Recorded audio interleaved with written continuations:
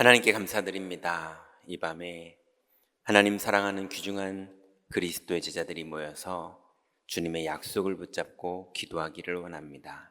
이 밤에 우리가 치유되는 밤이 되게 하시고 우리의 각인이 바뀌는 밤이 되게 하시고 갱신되는 밤이 되도록 축복하여 주옵소서. 예수 그리스도의 이름으로 기도드렸습니다. 아멘. 오늘 하나님 말씀은 창세기 26장 19절부터 31절까지입니다. 창세기 26장 19절부터 31절까지 우리 합독합니다. 이삭의 종들이 골짜기를 파서 샘 근원을 얻었더니 그랄 목자들이 이삭의 목자와 다투어 이르되 이 물은 우리의 것이라 하매 이삭이 그 다툼으로 말미암아 그 우물 이름을 에색이라 하였으며 또 다른 우물을 팠더니 그들이 또 다툼으로 이름을 신나라 하였으며 이삭이 거기서 옮겨 다른 우물을 팠더니 그들이 다투지 아니하였으므로 그 이름을 르호봇이라 하여 이르되 이제는 여호와께서 우리를 위하여 넓게 하셨으니 이 땅에서 우리가 번성하리로다 하였더라. 이삭이 거기서부터 브엘세바로 올라갔더니 그 밤에 여호와께서 그에게 나타나 이르시되 나는 내 아버지 아브라함의 하나님이니 두려워하지 말라. 내 종 아브라함을 위하여 내가 너와 함께 있어 내게 복을 주어 내 자손이 번성하게 하리라 하신지라. 이삭이 그곳에 제단을 쌓고 여호와의 이름을 부르며 거기 장막을 쳤더니 이삭의 종들이 거기서도 우물을 팠더라. 아비멜렉이 그 친구 아우삿과 군대장관 비골과 더불어 그랄에서부터 이삭에게로 온지라. 이삭이 그들에게 이르되 너희가 나를 미워하여 나에게 너희를 떠나게 하였거늘 어찌하여 내게 왔느냐. 그들이 이르되 여호와께서 너와 함께 계심을 우리가 분명히 보았으므로 우리의 사이 곧 우리가 너 사이에 맹세하여 너와 계약을 맺으리라 말하였노라. 너는 우리를 해하지 말라. 이는 우리가 너를 범하지 아니하고 선한 일만 내게 행하여 내가 평안하게 가게 하였음이니라. 이제 너는 여호와께 복을 받은 자니라. 이삭이 그들을 위하여 잔치를 베풀매 그들이 먹고 마시고 아침에 일찍이 일어나 서로 맹세한 후에 이삭이 그들을 보내매 그들이 평안히 갔더라. 아멘. 오늘 이 말씀이 우리 현장에 그대로 성취되는 밤이 되시기 바랍니다.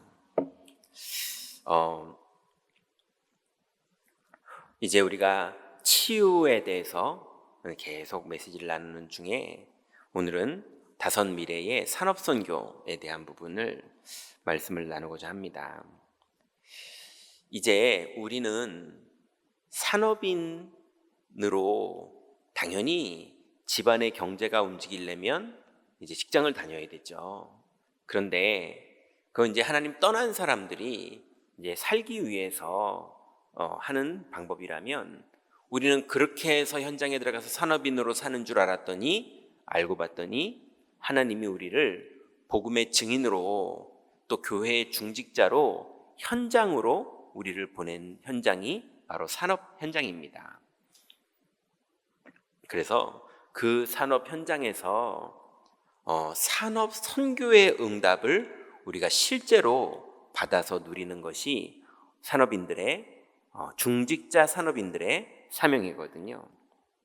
성경에 보니까 하나님이 노아를 부르실 때 그 산업을 맡기면서 너와 내 가족과 모든 생명을 살리기 위해서 방주를 지어라 이렇게 말했어요.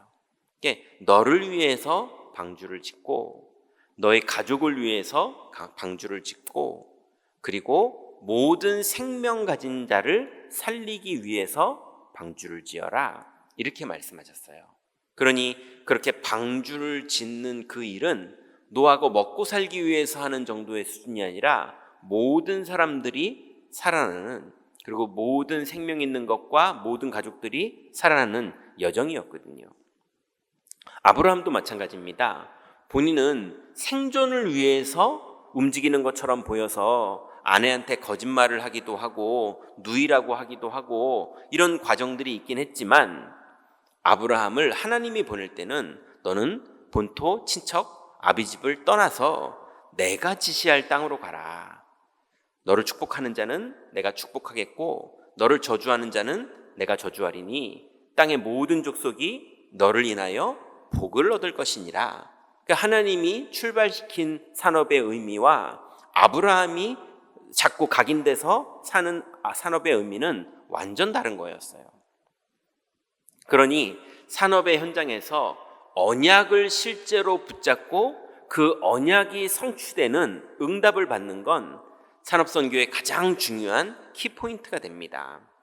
그래서 오늘 우리가 읽었던 본문의 이삭도 산업선교가 출발됐던 이삭의 맨 처음 근원은 우리가 아는 것처럼 아버지 아브라함을 따라서 모리아 산에 가는데 아버지 번제를 드릴 땔감도 있고 나무도 있고 번제를 드릴 것이 다 준비됐는데 양이 왜 없습니까? 이러면서 이삭의 기억이 이삭의 각인이 시작됐던 거예요. 하나님이 준비하실 것이다. 그리고 올라갔더니 양이 이삭을 위해서 대신 죽는 사건으로 이삭이 아버지의 칼을 모면하게 됩니다. 그 이후로 운명처럼 우리 인생에 벌어질 우리가 두려워할 그런 모든 문제들 앞에서 메시아가 피 흘려 죽으시면서 우리를 대속했다는 사실이 실제로 믿어지는 이삭의 출발에서부터 이삭의 산업 선교가 시작돼요. 그러고 났는데 이제 인생을 살다 보니 오늘 읽었던 본문의 일이 이삭에게 벌어진 겁니다. 어느 날 아버지는 돌아가셨고 이제 이삭이 남은 유산을 가지고 산업을 진행하는데 맨 처음에는요, 오늘 우리가 읽지 않았지만 이 아비멜렉 임금 앞에 이삭이 수치를 당합니다. 아버지가 했던 것처럼 또 자기의 아내를 괜히 뺏길까봐, 자기를 죽이고 아내를 데려갈까봐 아직 거기서는 그렇게 말하지도 않았는데 오히려 자기가 안전장치를 하느라고 내 누이라고 말합니다. 그랬는데 왕궁에서 보고를 받았는데 아니 자기 누이라고 그래놓고 침실에 같이 있는 거예요. 그러니 아비멜렉 임금이 와서 말합니다. 너는 하나님의 사람이면서 우리를 범죄하게 하려고 그랬느냐? 왜 아내인데 누이라고 그러느냐? 이렇게 말할 정도로 아비멜렉 임금 앞에 불신앙으로 체면도 서지 않을 정도로 부끄러움을 당했던 게 이삭이에요. 그럼 이제 체면이 안 서고 부끄럽고 창피하고 또 아비멜렉 임금은 이제 하찮게 보고 제 수준이 이거밖에 안 되는 애구나 이렇게 봐야 되는 상황이 피차간에 벌어진 거거든요. 그런데 언약을 붙잡은 이삭은 수준은 떨어졌는지 모르겠는데 하나님은 100배의 축복을 허락하십니다. 여러분 100배의 축복이 뭡니까? 하나님 앞에서 이삭이 이 복음을 누리는 것과 이 복음을 전해야 될 일에 뜻을 정했더니 하나님이 100년 동안 일하지 않아도 되고 복음에만 집중해도 될 만큼의 세팅을 해주신 거예요. 그게 100배의 축복입니다. 그러니 하나님이 이삭의 일평생 동안에 이삭이 드디어 무엇을 먹을까, 무엇을 마실까, 무엇을 입을까를 위해서 신경 쓰지 않아도 될 정도로 이삭의 보장을 딱 해주셨거든요. 그랬는데 아비멜렉 임금은 이삭이 불편합니다. 왜 그러느냐? 양떼와 소떼가 심이 많아지고 산업이 번성을 100년의 응답을 받아버리니까 아비멜렉의 국가의 경제보다 이삭 개인의 경제가 더 커지는 거예요. 그러니 아비멜렉이 너는 이제 강성하니 떠나라. 네가 우리 민족도 아니고 다른 민족인데 우리 땅에서 이렇게 경제가 풍성해지니 우리 감당을 못하겠으니 떠나라 그럽니다. 그런 걸 왕이 그랬다는 걸 백성들이 다 알잖아요. 그 첫 번째 증거가 뭡니까? 아버지 땅에 있던 우물을 팠는데 그 아브라함이 팠던 그 우물이 셈의 근원의 우물이었던 거예요. 막혔던 거를 팠는데 이게 셈의 근원인 겁니다. 그러니 이 이스라엘이 아니죠. 그랄 백성들이 이걸 시기해가지고 뺏어버립니다. 근데 왕이 가라고 그랬기 때문에 왕도 가만히 있고 이삭도 할 말도 없는 거예요. 이거 아버지가 팠던 건데 뺏겨버렸어요. 두 번째로 다시 셈을 팝니다. 근데 그걸 또 뺏어요. 이제 왕이 이 사람 이삭을 놔버렸더니 백성들이 함부로 다 대하는 거예요.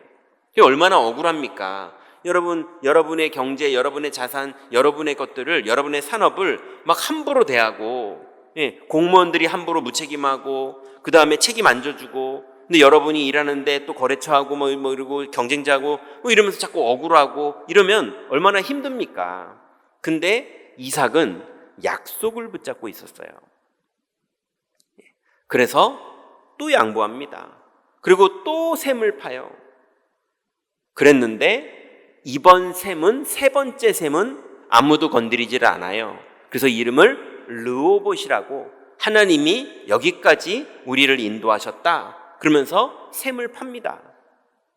그랬는데 그래놓고 하나님께 영광 돌리고 브엘세바에서 셈을 종들이 하나를 더 파요. 근데 이 셈이 셈의 또 근원인 거예요. 그러니 이삭은 싸우지도 않고 이겼다 이 정도가 아니라 하나님의 약속을 붙잡고 산업의 현장에서 양보할 수 있을 만큼, 우리는 지금 불교를 말하는 게 아닙니다. 양보해라 이 말을 하는 게 아닙니다. 양보를 할 수 있을 만큼 약속을 붙잡고 있었다는 거예요. 여러분, 이 말이 들을 때는 되게 은혜스럽지만 현장에서 실제로 부딪혀 보면 너무나 두려운 일이고, 너무나 믿기 어려운 일이고, 너무나 갱신하기 어려운 일이라서 온통 그런 일을 닥치면 낙심하거나 두려워하거나 염려하거나 비굴해지거나 이래야 되는 일들이 현장에서 벌어지는데, 이삭은 다 양보할 수 있을 정도로 약속을 진짜로 믿었어요. 하나님의 말씀은, 하나님의 약속은 그대로 성취됩니다. 산업의 현장은 인본주의를 써야 되는 현장이 아니라 약속을 더 붙잡아야 되는 현장입니다. 그래서 끝내 나중에요, 우리가 오늘 본문에 읽었던 것처럼 비골 장군과 그 다음에 아비멜렉 임금이 이삭을 다시 찾아옵니다. 그래서 여기 머물라, 우리하고 화친을 맺자, 우리하고 계약을 맺자, 이렇게 찾아옵니다. 근데 이삭이 조금 T인가 봐요. 이게 F였으면 아이고 고맙네 이러면서 좀 이랬을 텐데 이삭이 할 말 다 합니다. 왜냐하면 아비멜렉 임금이 뭐라고 말합니까? 내가 너희를 해한 것이 하나도 없다 이렇게 말해요. 그런 말도 안 되는 소리를, 우물을 몇 개를 막았는데. 근데 할 말 다 했지만 언약을 붙잡은 사람에게 하나님은 역사하시고, 언약 붙잡은 전도 제자는 산업선교 현장에서 오히려 다 살리고 도와주는 선택을 하게 됩니다. 여러분, 오늘 하나님의 음성을 들으시고 여러분의 현장 속에서 불교인처럼 양보하라는 말이 아닙니다. 참으라는 말이 아닙니다. 할 말을 하지 못하라는 말이 아닙니다. 그럼 반대로 할 말을 하고 싸우라는 말도 아닙니다. 약속을 붙잡고 믿음으로 현장에서 기다리다가 하나님이 성령으로 임하시고 인도하시고 역사하시는 산업선교의 역사가 언제 시작되느냐? 이 밤에 여러분이 믿을 때 시작됩니다. 여러분, 금요기도회에 왜 나왔습니까? 기도하다가 믿음으로 답이 나는 거예요. 믿음으로 뜻을 세우는 거예요. 여러분의 영적 상태가 믿는 상태로 결정되는 거예요. 그때 하나님 나라가 이루어지고, 땅에서 매면 하늘에서도 매일 것이고, 땅에서 풀면 하늘에서 풀리는 그런 믿음의 기도의 역사가 이 밤에 기도하는데 시공간을 초월해서 여러분의 현장에 주님은 역사하십니다. 이 밤에 믿음으로 기도하다가 이삭이 누렸던 그 여정의 축복을 누리시기 바랍니다. 그래서 산업 현장에서 증거를 누리는 이 증인은 현장에서 증인이 됩니다. 그리고 이 비밀을 누리는 사람이 가정에서 우리의 후대들에게 증인이 됩니다. 그리고 그 사람이 교회에 와서 돈 번 증인이 아니라 약속의 증인이 됩니다.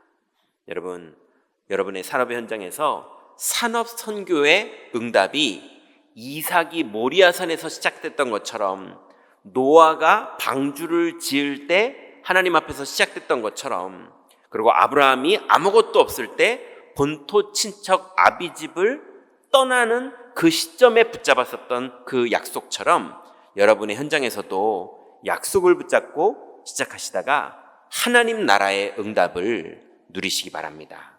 기도하겠습니다. 하나님 감사합니다.